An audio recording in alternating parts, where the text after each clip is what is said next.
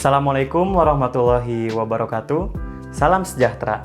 Pada video kali ini saya akan menjelaskan mengenai paradigma keilmuan dan teori komunikasi. Keilmuan komunikasi tentunya tidak begitu saja muncul dalam khazanah ilmu pengetahuan, melainkan dipengaruhi oleh ilmuwan-ilmuwannya. Contohnya seperti paradigma fungsional yang dipengaruhi oleh pemikiran Comte, Durkheim, Parsons, dan Merton. Adapun komunikasi di Indonesia dipengaruhi oleh 3 paradigma besar. Yang pertama adalah paradigma teori konvensional, yang merupakan pandangan tradisional yang mengembangkan teorinya secara linier. Yang kedua adalah paradigma kritis dan perspektif komunikasi, yang merupakan paradigma sarjana non-komunikasi, yang mempelajari teori komunikasi secara kritis dan menurut perspektif komunikasinya.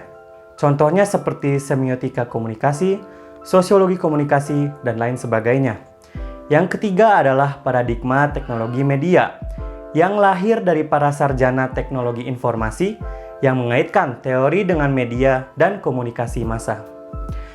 Apabila berdasarkan metode dan logika, terdapat 4 perspektif yang mendasari teori keilmuan komunikasi, yaitu covering laws yang berangkat dari prinsip sebab akibat, rules berdasarkan prinsip manusia mengatur peraturan kehidupannya, sistem yang umumnya menjadi landasan pada komunikasi organisasi, dan symbolic interaction yang menekankan tentang perilaku komunikasi dalam kehidupan sosial.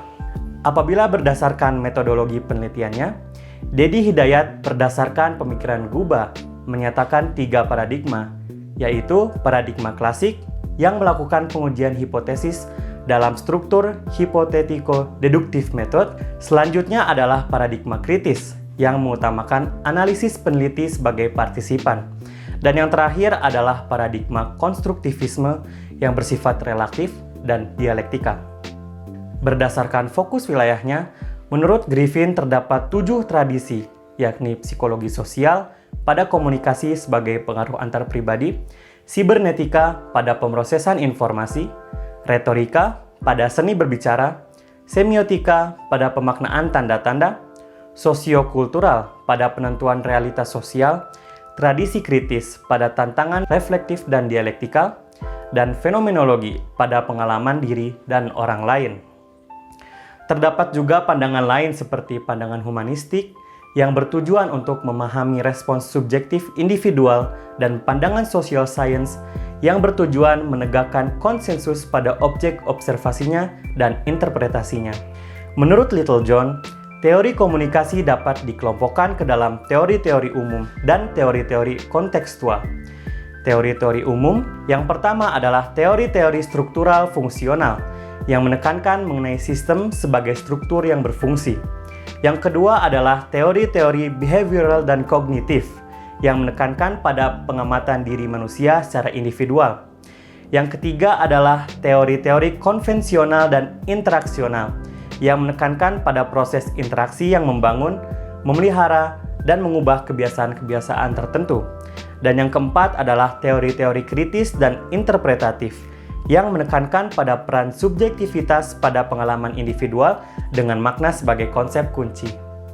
Adapun teori-teori kontekstual diantaranya adalah yang pertama, intrapersonal communication yang merupakan proses komunikasi dalam diri seseorang seperti pemahaman, ingatan, dan interpretasi.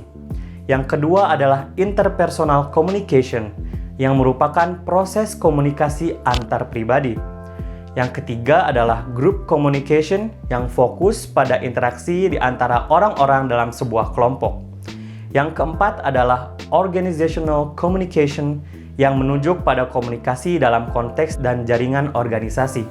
Yang kelima adalah mass communication yang merupakan komunikasi melalui media massa kepada khalayak umum yang besar.